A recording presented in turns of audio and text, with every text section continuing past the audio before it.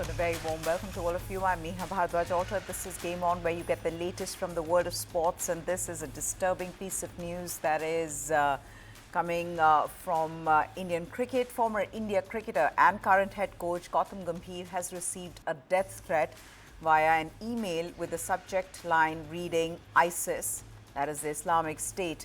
The email contained just 3 chilling words: I kill you. Following the threat, Gautam Gambhir filed a complaint at the Rajendra Nagar police station, prompting authorities to launch an investigation, although no formal case has been registered yet. The cyber cell is actively working to trace the origin of the email and identify the sender. The threats were reportedly received from a suspicious Gmail account on 22nd of April. The same day, terrorists gunned down 26 people in Kashmir's Pahalgam Central District.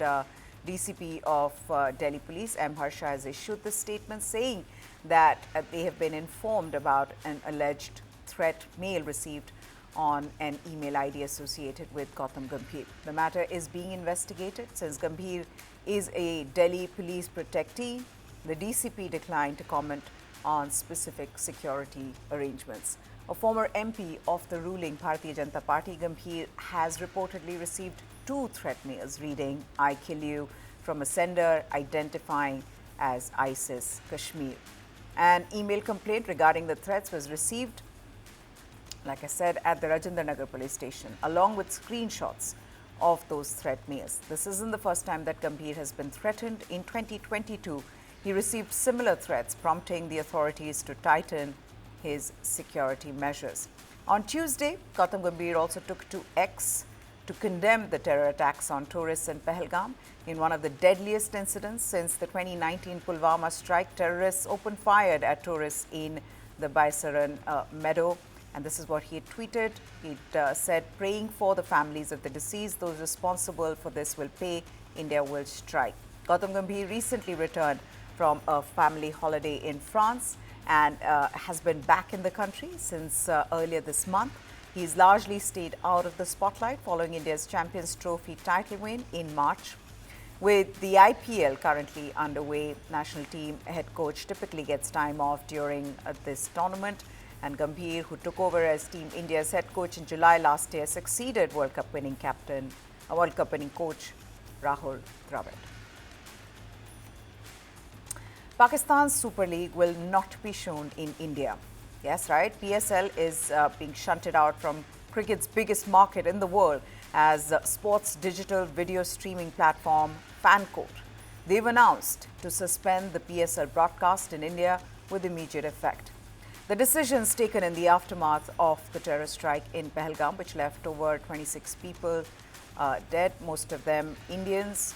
In fact, all of them Indians except all of them Indians and 2 foreign nationals dead. According to reports, FanCode will not stream the remaining PSL matches in India. FanCode holds the exclusive digital streaming rights for PSL in India. The app-based platform has reportedly also removed the previous PSL games and highlights from its content list. India, as a counter-terrorism major, already does not maintain cricketing ties with the Pakistan Cricket Board. The teams from 2 nations have only been playing in the events hosted by the International Cricket Council. Okay, we move on to IPL, and Chennai Super Kings will eye a crucial turnaround at home when they face an equally desperate Sunrisers Hyderabad in a battle of survival in the IPL here on Friday. Both sides have endured a turbulent season, notching just 4 points from 8 games, and must now win all remaining fixtures to keep their slim qualification hopes alive. They go into the match tomorrow after losses against Mumbai Indians, with the 5-time champions winning both the matches with an identical 26 balls to spare. CSK lost to MI by 9 wickets and SRH went down by 7 wickets. Known to make the most of home conditions, 5-time champions CSK find themselves in uncharted territory as they haven't been able to read the wickets well at the Chepauk. They started strong at the Fortress, dominating Mumbai Indians as Noor Ahmed spun a web around the visitors, but the early promise fizzled out quickly with 3 successive losses at home. They also endured the ignominy of posting their lowest ever IPL total at home, 103 for 9 against KKR.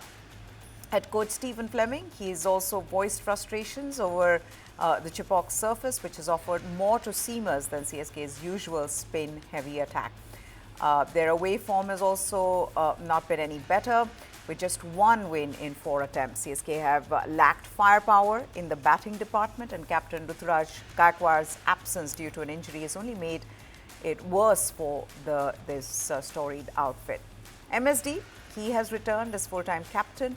While his knee continues to limit mobility, the former Indian captain's leadership remains invaluable. His death overs, batting, field placements and ability to calibrate the bowling attack could be key in CSK's revival. In encouraging signs, 17-year-old Ayush Matre, he made a promising debut against MI with the bat. The franchise has also roped in South Africa's Dual Brevis in a bid to strengthen their power-hitting department. SRH, meanwhile, have endured an equally erratic campaign. A bright start gave way to inconsistency with their ultra-aggressive attack-at-all-costs strategy falling flat. The explosive opening pair of Travis Head and Abhishek Sharma, so vital last season, have failed to hit the same heights this year. While Sharma's brilliance secured a win against Punjab Kings, Head is yet to truly make his mark. Coach Daniel Vittori said, and I quote, "When Head and Abhishek don't succeed, then it's the responsibility of the other batsmen." Potentially, that's what we haven't had this season around. The ability for partnerships for one or two guys to step up. The heavy dependence on their top two has exposed the frailty of the middle order, which has struggled to absorb pressure. Something head coach Daniel Vittori also conceded after the 7-wicket loss to Mumbai Indians. Both CSK and SRH are on the verge of getting knocked out of the tournament at the league stage. They are languishing at the last 2 spots in the points table and need nothing less than a miracle for a place in the top 4. One of the most successful teams in the history of IPL, CSK have dominated their rivalry against SRH. Both teams have played 21 games against each other so far, and CSK have won 15 of them, while SRH have emerged victorious in only 6. And talking about Sunrisers Hyderabad, in the match last night, a moment of sheer confusion unfolded during the clash between SRH and Mumbai Indians as SRH opener Ishan Kishan appeared to dismiss himself despite no appeal from the opposition and no evidence of an edge. The incident occurred in the 3rd over of SRH innings. Kishan attempted a leg side glance of Deepak Chahar but seemingly misjudged the situation. Wicketkeeper Ryan Rickleton, he collected the ball but he didn't appeal for a caught behind. Without any appeal from the fielding side and with the umpire Vinod Cheshan initially set to signal a wide, Kishan just began walking towards the pavilion. The unexpected movement prompted umpire Vinod Cheshan to change his decision and raise his finger. Replays and ultra-edge technology later confirmed there was no contact between bat and ball, further deepening the mystery. Mumbai captain Hardik Pandya, though, appreciated Ishan's gesture by patting him on the shoulders, but Ishan Kishan hadn't edged the ball. Veteran commentator Harsha Bhogle, he expressed disbelief, stating, "You think you've seen it all, but Ishan Kishan's dismissal leaves me perplexed." Former India opener Virendra Sehwag labelled it as a brain fade moment, speculating that Kishan may have mistaken another sound, perhaps from his gloves or bat, for an edge. Kishan's wicket at a crucial stage dented SRH's chances of setting a competitive total. They eventually limped to 143 for 8, a score that Mumbai Indians chased down with ease, winning by 7 wickets with more than 4 overs remaining. The victory propelled MI up the points table, while SRH continues to struggle with consistency. Now, as the footage went viral, cricket fans and analysts alike were left questioning what led Kishan to walk, a rare sight in today's review-heavy cricketing era. And the man who changed it all was Mumbai Indians' Rohit Sharma, who got a lot of praise from their pacer Trent Bolt, who's backed world-class Rohit Sharma to play a pivotal role in the team's pursuit for a record-extending 6th IPL title following back-to-back half-centuries that signalled his timely return to form. The Kiwi left-arm pacer was instrumental in dismantling Sunrisers Hyderabad's famed top order, returning with a match-winning spell of 4 for 26 to cap MI's 4th straight win in emphatic style. After SRH collapsed to 143 for 8, MI, powered by Rohit's commanding 46 balls 70, chased down the target in just 15.4 overs. This emphatic win not only boosted their net run rate, but also propelled them to third place on the points table. When Rohit departed in the 15th over, Mumbai at 130 for 3 were very much in control to overhaul the 144-run target. Speaking at the post-match press conference, player of the match Trent Bolt, who ran through SRH's batting with those 4 wickets, said, and I quote, "I think the whole side, the whole Mumbai Indians squad possesses some world-class players, and obviously Rohit needs no introduction in that regard. I'm sure everyone wants to be contributing at some point. But Rohit's doing a fantastic job of late and playing nicely just at the right time. So he is going to play a huge role for us in the remaining part of the season. I think you just need to be prepared for any role." Bolt also praised Captain Hardik Pandya for his leadership style, calling it a refreshing experience. All right, let's move to football. One more point. That's all Liverpool needs to secure a record-tying 20th English top-flight title. The confirmation of their Premier League title was delayed by the second-placed Arsenal with a 2-2 draw at Crystal Palace late last night. Arne Slot's runaway leaders can take care of business on Sunday by avoiding defeat to Tottenham in what is said to be a big party at Anfield. A draw or a win would ensure Liverpool cannot be caught by Arsenal with 4 more rounds remaining. But on Wednesday night, first half goals by Jakub Kiwior and Leandro Trossard looked like being enough for a lackluster Arsenal against a lively Palace side who first equalised with an Eberechi Eze volley. Then substitute Jean-Philippe Mateta. He produced a superb chipped finish over Arsenal's keeper David Raya in the 83rd minute to enforce a draw.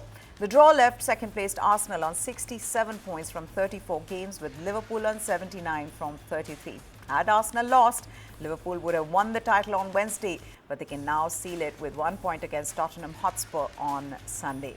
Arsenal, who started with their star forward Bukayo Saka on the bench, looked vulnerable throughout against Palace, with their players perhaps having an eye on the Champions League semi-finals against Paris Saint-Germain starting next week. Crystal Palace remain in 12th place and they have little to play for in the Premier League, but they are heading into an FA Cup semi-final game against Aston Villa on Saturday in Berrahar. Yeah, disappointed with results and with the performance as well. I think we never got the consistency in many areas to completely dominate the game. We always had the feeling that, yeah, we had the ball, we had possession, we went in front twice, but the game wasn't grabbed, it wasn't dominated and controlled in the way that we normally do. But as well, credit to Palace, they are very well organized, they are a really good side, and they made it difficult for us and the reality as well that today we're at our best. We'll see where we finish. We have to do everything that we can game by game. Defending champions Real Madrid kept pace with Spanish league leaders Barcelona with a 1-0 win at Getafe ahead of the arch-rivals meeting in the Copa del Rey final.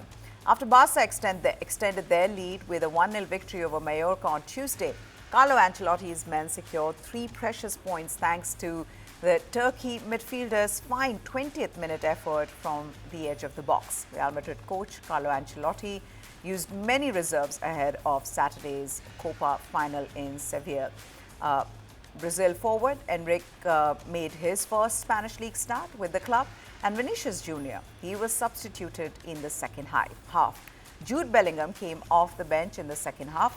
Midfielder Eduardo Camavinga, he had to be replaced because of an apparent muscle injury in the final minutes and is doubtful to be available for Saturday's final. He had entered the match at halftime to replace defender David Alaba, who's also doubtful because of a muscle ailment.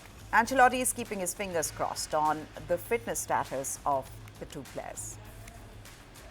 We will have to see tomorrow, but with Camavinga and Alaba, there are 2 leg injuries, muscular I think, and it will be difficult to recover for Saturday. Arda Güler, he scored a first-half goal for Madrid, who moved back within 4 points of Barcelona. Güler scored the winner with a well-placed right-footed shot in the 21st minute at the Colosseum in Getafe. Madrid had demoralizing losses in both Clásicos against Barcelona this season, 5-2 in the Spanish Super Cup final and then 4-0 in their first league encounter at the Santiago Bernabeu Stadium. It was the third league win in a row for Madrid, which endured a Champions League elimination against Arsenal in the competition's quarterfinals. Despite the win, Ancelotti was not convinced about his men's performance in the second half. I did not like it because the objective was to add 3 points and we added them by playing a very good first half and a second half with more suffering because Getafe pushed more in the second half and we had more difficulty in controlling the ball. Bulla played as an inside player and he did it in his own way, very well, with quality, with an idea, with a lot of tranquility. Lionel Messi and Luis Suarez, they hawked the limelight as Inter Miami traveled to Vancouver with their team for their CONCACAF Champions Cup semi-final against the home team Vancouver Whitecaps. A crowd of over 52,000 is expected for the match, with many of the fans coming from BC Place Stadium to BC Place Stadium, excited about the prospect of seeing football legend Lionel Messi play in Vancouver. Messi disappointed many fans when he didn't travel to Vancouver last year for Miami's regular season Major League Soccer game against the Whitecaps. This year, though, the Argentinian superstar trained with his team yesterday at the Whitecaps training facility at the University of British Columbia. And of course, the stage is now set for what Inter Miami manager Javier Mascherano has described as the most important game in the club's history. Speaking ahead of the first leg of the semi-final, Mascherano said his team wants to be the protagonist against a side he called very strong. Maybe one of the most important game for the history of the club. So we are ready and we are waiting for this game.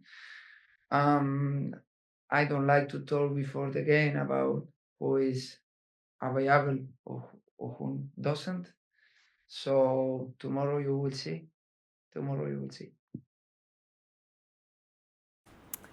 As two of the top teams in MLS this season, Inter Miami and the Vancouver Whitecaps are set for a thrilling showdown. The second leg of the semi-final will be held on April 30th, with the winner booking a spot in the final on June 1st, 2025. But for now, Mascherano is respecting his rivals for the match tomorrow very high. I was watching them and they play really well. They have very, very good players in front. They have very good wingers, strikers, good midfielders. They play together, scoring a lot of goals. They didn't concede too many goals. So I think tomorrow is a game that you can find two teams that they are in a good positions, in a good moment both. So hopefully I expect my team to have a good game, trying to be narrow, trying to stop them in attack because they are very dangerous in attack. But also we want to have the ball. We want to be protagonists, in the game. But for me, at the end, it's not a surprise. They are a really, really good team with obviously good coach that have a lot of experience in Europe. So we will see. Cristiano Ronaldo is chasing Asian glory with his Saudi Pro League club Al Nassr, who are one of the three big spending Saudi Arabian clubs in a hunt for the AFC Champions League crown. The final knockout stages begin in Saudi Arabia on Friday. The Gulf nation will host the quarterfinals, semi-finals and the final of Asia's premier club competition from April 25th to May 3rd in Jeddah. The cash-rich Saudi club have lured stars from Europe. Jeddah's Al Ahly plus Riyadh clubs Al Hilal and Al Nassr are among the favourites to lift the trophy. at the King Abdullah Sports City Stadium on the 3rd of May. Ronaldo, the former Manchester United and Real Madrid star, is still going strong at the age of 40. He has 7 goals in this competition. This season, he looks to win his first AFC Champions League in the twilight of a glittering career. Al Nassr coach Stefano Pioli, he believes his side, who lost in the quarterfinals last year, can go all the way. And this is what he had in fact said: "I've always had great confidence in the players because of our hard work and training. Sometimes the results do not do us justice, but we know that we are on the right path. However, the path to glory is not going to be an easy one for Al Nassr. First, they have to overcome last year's finalist Yokohama F. Marinos of Japan, who are in crisis after sacking their manager Steve Holland last week, less than 4 months after the former England assistant to Gareth Southgate took charge. But what is more interesting about Cristiano Ronaldo is that there is a possibility he may reunite with Jose Mourinho, who is looking to take up the coaching job at Portugal. So there is a possibility that if Cristiano Ronaldo ends up playing the World Cup next year, it could be with Jose Mourinho. We all know what they did when he was with Real Madrid. Mourinho, by the way, right now, he is the coach of this Turkish club, Fenerbahce. They're locked in an intense title battle. But now the reports that are coming in is that Portuguese Football Federation, they have established contact with Jose Mourinho, and he's become the top candidate to coach the national team at next year's FIFA World Cup. If successful, this could lead to a possible reunion, of course, of Mourinho, Cristiano Ronaldo. The duo led Real Madrid to great heights during their 3 seasons, but we also know the fallout that happened afterwards at Manchester United. But there have been rumors about Ronaldo before. You know, there were rumors about Ronaldo making a shock move from Saudi League to Fenerbahce. That's died down. It now emerges that the pair could once again work together with the national team. Portuguese media reported that the national team's march to the UEFA Nations League semi-finals, where they will face Germany, has not hampered those talks. So this could be interesting for Mourinho, the special one, his fans, and of course, Cristiano Ronaldo, who's loved by one and all around the world. We move on to another great champion who's loved around the world, Simone Biles, the most decorated gymnast in history. She said she's yet to decide whether she will take part in her home Olympics in Los Angeles in 2028. Biles won gold medals in the team all-round and vault competitions at the 2024 Games to complete a triumphant comeback 3 years after withdrawing from events at the Tokyo Olympics, but said Paris took a heavy toll on her. Simone, who received the Laureus Sportswoman of the Year award, told French sports daily L'Equipe, "I have accomplished so much in my sport. For me to come back, I would really need to be thrilled by it. They're going to tell me that the perspective of the Games in Los Angeles is fascinating, and I will be there, whether on the apparatus or in the stands. I still haven't decided. 2028 seems so far away and my body ages. I felt it in Paris. At the end of the competition, I went back to the village. I took the elevator and my body literally collapsed. I got sick for 10 days. So to be honest, I don't know. We will see." The world's most decorated gymnast was named, like I said, the Sportswoman of the Year at the Laureus Awards ceremony in Madrid on Monday. And with that, it's a wrap on Game On. Hope you enjoyed it. Goodbye. Thanks for watching.